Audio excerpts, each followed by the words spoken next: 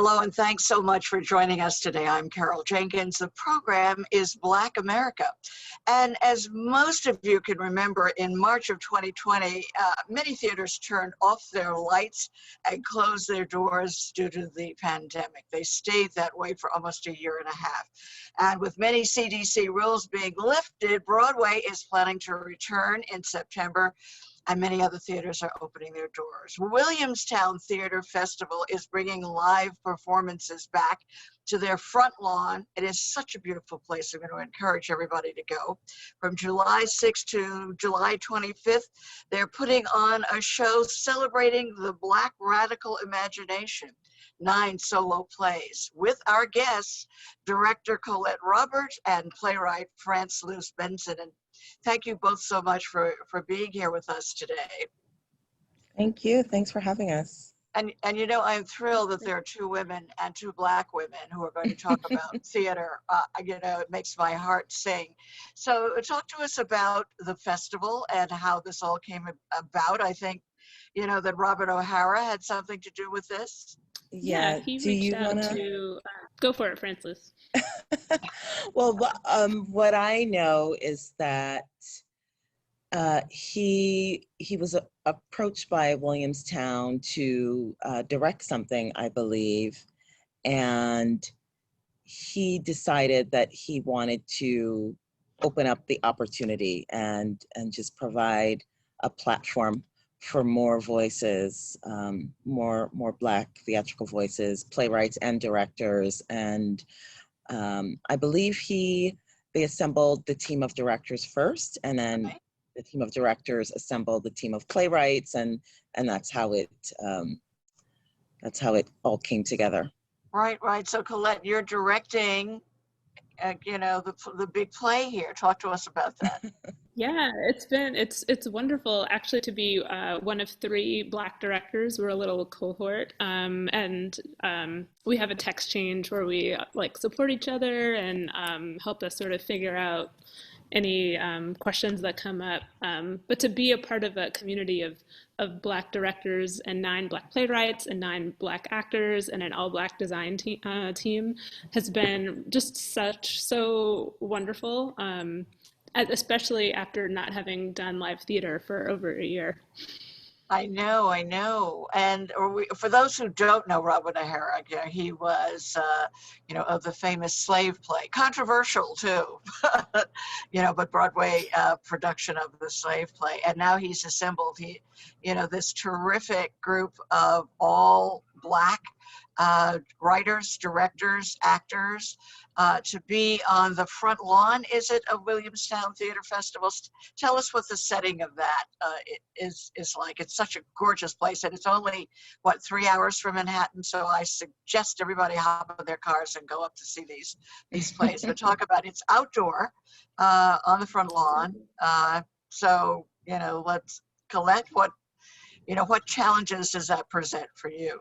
Yeah, well, it's outside. The audience is distanced, so very COVID safe. But one of the tricky things we're trying to figure out is, because we do have some matinees, is like how do we, which will make lighting design a little tricky for those performances. So we're like, how do we say a play is over if we don't have a blackout?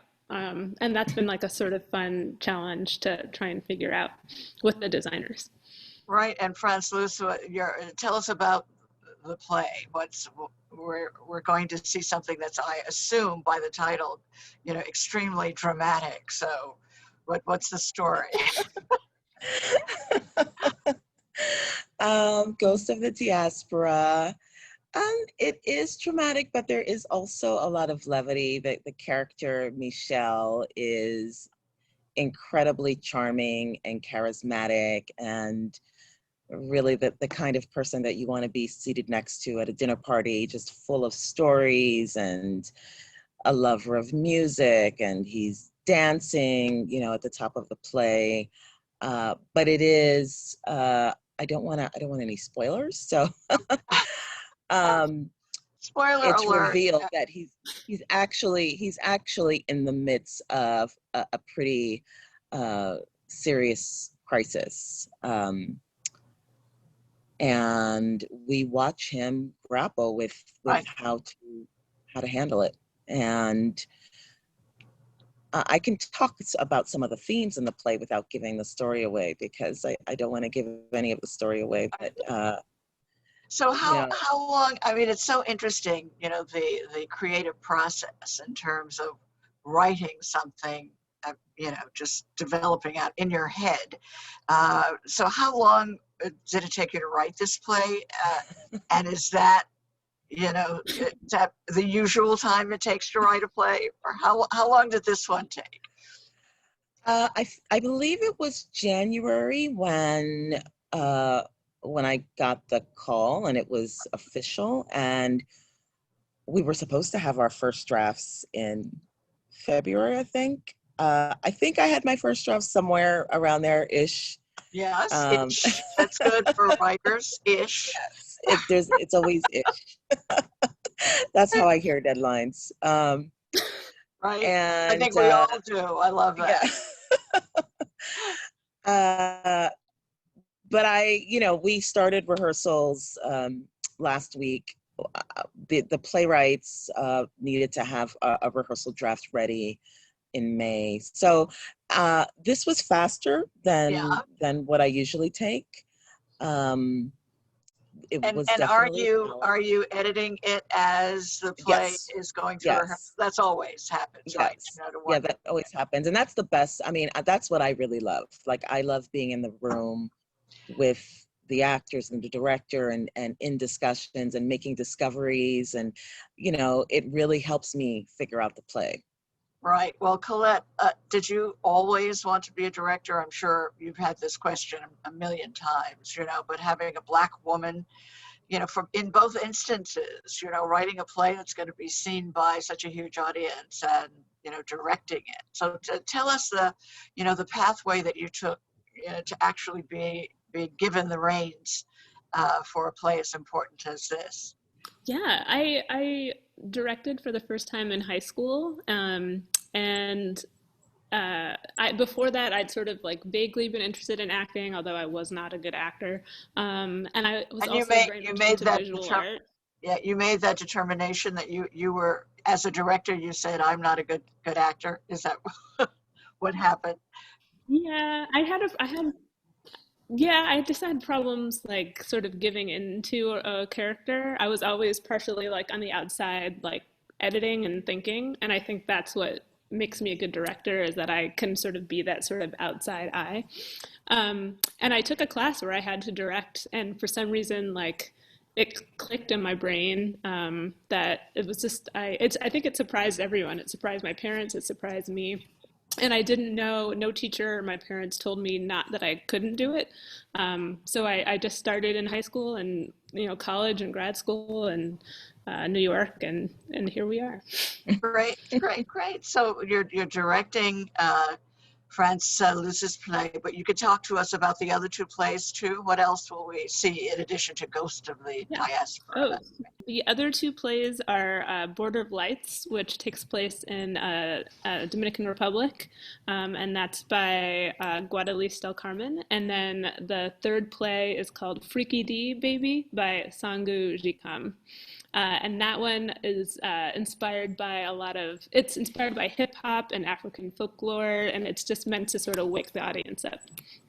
Right. So I went to my first screening this week of In the Heights. There was a community, Lin-Manuel had it for the Washington Heights neighborhood, and we were in this huge theater, but social distancing. It's like every other row had a person or two sitting in it. I mean, really, still drastic social distancing. During this lockdown time, did you actually ever think, my career is over, or, there's no acting, there are no plays, the theaters are all closed, or did you always suspect that somewhere there would be a clearing and that we would be back in the theaters again? France-Luce? I didn't think my career was over. I mean, I think in the very beginning, I thought, oh, this might be a good time to just think about if I want to continue. Right. But I mean, that didn't last very long. It was really amazing how artists just kept going. and, you know, theaters just found ways to keep creating art. And so I actually did a couple of virtual festivals. I did one with Project Y, which was all Black women playwrights. Yeah, that was amazing. Auntie Jakob was part of that, and Nicole Salter. And then I did, I live in Los Angeles, and I was part of the Together LA Festival, which a consortium of theaters in LA put together a virtual festival. I had also just started working for the Fountain Theater in LA right before the pandemic. I mean, just like 2 months before the pandemic. And I do community engagement for them. So a lot of what I did was I was finding ways to just stay connected to folks through theater. So I hosted some artist salons online. So I kept going. Yeah. It wasn't planned, but I feel like I think all artists, I think if you're an artist, you're always doing your art and it finds you. So right. Well, there are many who believe that what we were all forced to do creatively was actually beneficial for people who cannot, for instance, afford, you know, $300, $400, $500 theater tickets to go to the theater, and even the movies. You know, I mean, taking grandchildren and buying popcorn and all of that, I mean, is expensive. So actually, I found a great deal of value in the virtual, you know, aspect of it for the clients in a way, you know, for the customers, the viewers. But I've talked to many creative people who say, but it wasn't good for me, you know, financially. Colette, can you talk a little bit about that? Yeah, I mean, I also sort of did a little bit of pivoting. I moved temporarily back to Los Angeles from New York to quarantine with my parents, but did a lot of virtual productions at universities. And then I also had started writing a few years ago, so I did a lot more writing in the past year than I normally am able to. But it was an adjustment, and there were a couple months last spring where I was like, I don't know, am I ever going to make money again? Am I ever going to work again? There are sort of all those questions. But theater artists, as France-Luce said, just were so inspiring in how we just found a way to tell stories during this time. So talk to us about, I mean, I, you know, as I say, so delighted to be talking to two Black women who are working and successful, you know, in the theater and wider than that, it just in the whole creative sphere. But you all are, you know, there are not a lot of you. Talk to us a little bit about whether or not, you know, any substantial progress is being made. You know, France-Luce, I know that you're in the Sony project, and congratulations. Thank you. You're one of those rare selected few. Talk to us about that as a way to try to correct the imbalance of people working in the theater and working in the television industry. We still have so few Black people who have made, you know, substantial progress. So talk to us about Sony and how you think that's going to make some difference. Well, the program has been phenomenal, and they are really sincere about opening doors and creating those opportunities and providing that accessibility. I mean, especially in television, in film, I think even more so than theater, it's been so hard for people of color to break in. And then it's one of those things as a, you know, I'm interested in doing more television and television writing. It's one of those things where you have to know someone who's going to give you that first opportunity. And when you are from an underrepresented community, it just becomes harder and harder, you know, for those doors to be open. But it's been amazing because the program, this is our 4th week, and every week they bring in guests, you know, veterans in the industry who are part of the Sony family, and the majority of them have been women. And, you know, they told us, like, they didn't have to go searching for, like, where can we find women? Where can we find people of color to talk to these writers? Like, they're all there and they have their choice. So that's been really reassuring to see that there are companies in the industry who have been kind of fighting the fight for a while Right. now. They're not just suddenly. Right. Well, what I love about the program is that it's not just we're gonna give you the writing skills. It is that we're going to introduce you to people who Yeah, were actually working and to whom you can relate to after you finish the technical piece of this, because it is so absolutely. much.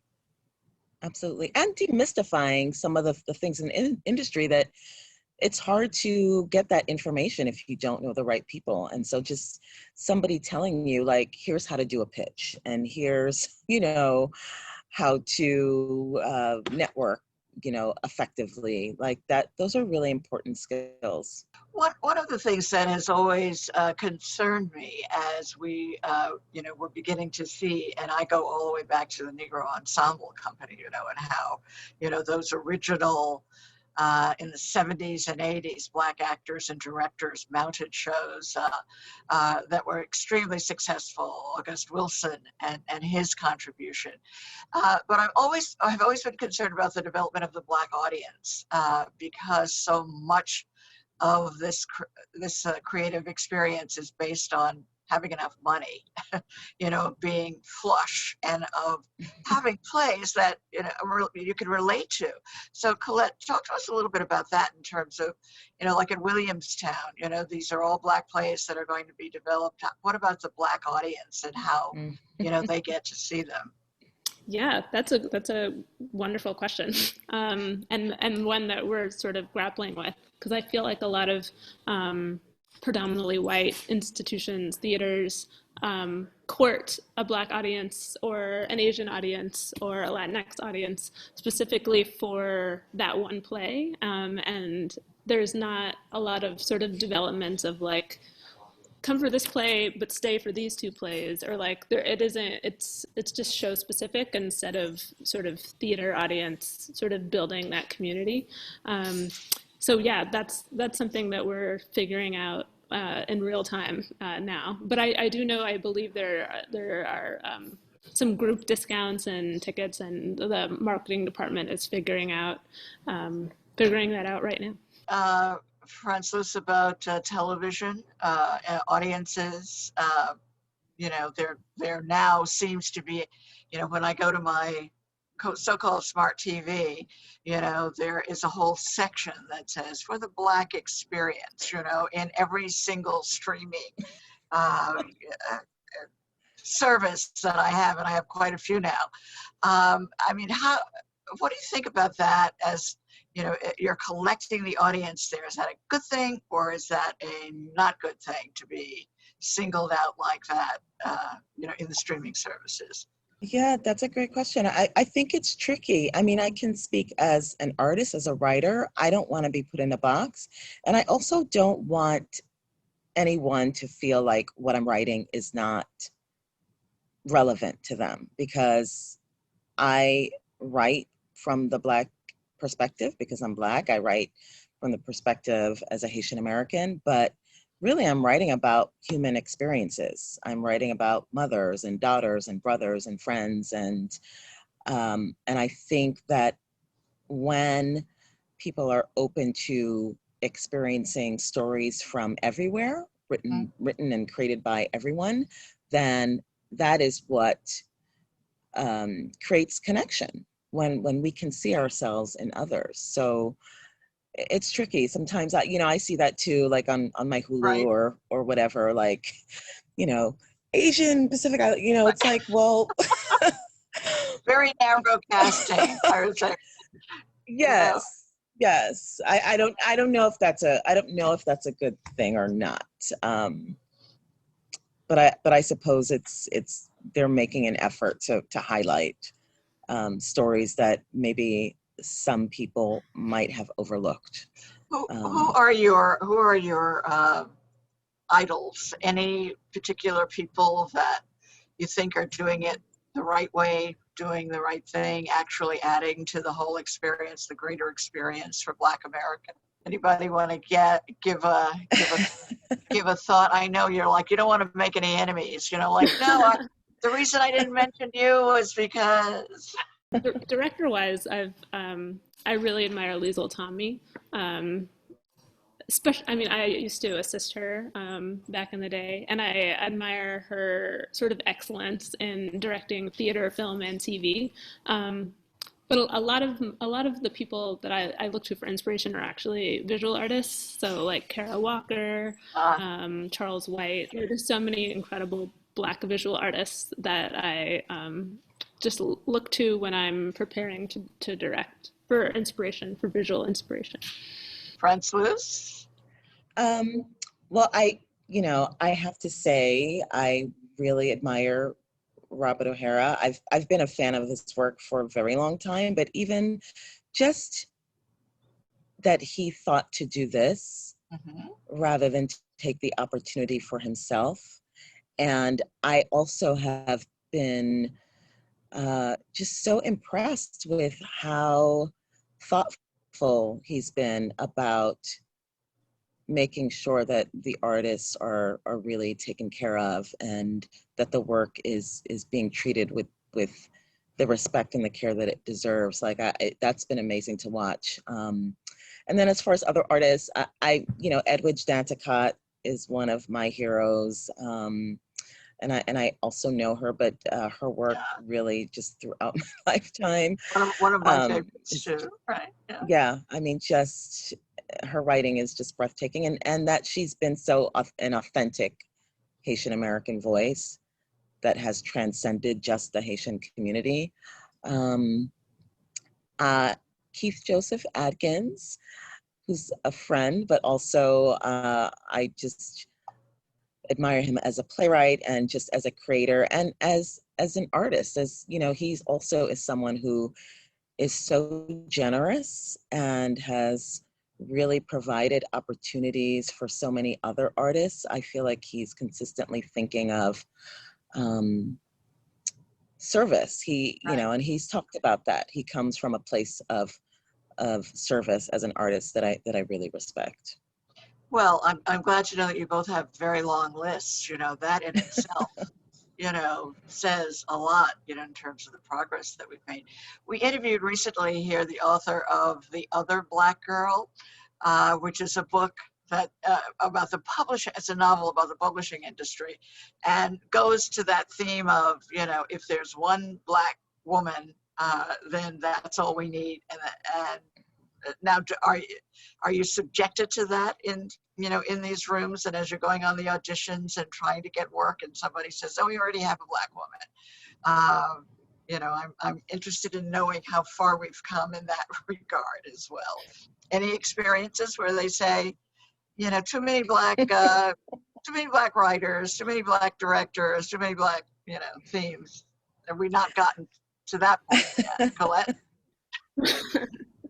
I mean, I feel like maybe there's a percent, like I have occasionally gotten confused for other sort of Black women directors, but I think what's so great is especially in particular this solo play festival, is that there are 3 Black directors, 2 of us are Black women, and there are 9 Black playwrights, and all 9 stories are so individual and specific that it really accentuates the community instead of like the one chosen one. It's a celebration of community for me. Great. And so we do want to say that this is all taking place in July 6th to July 25th.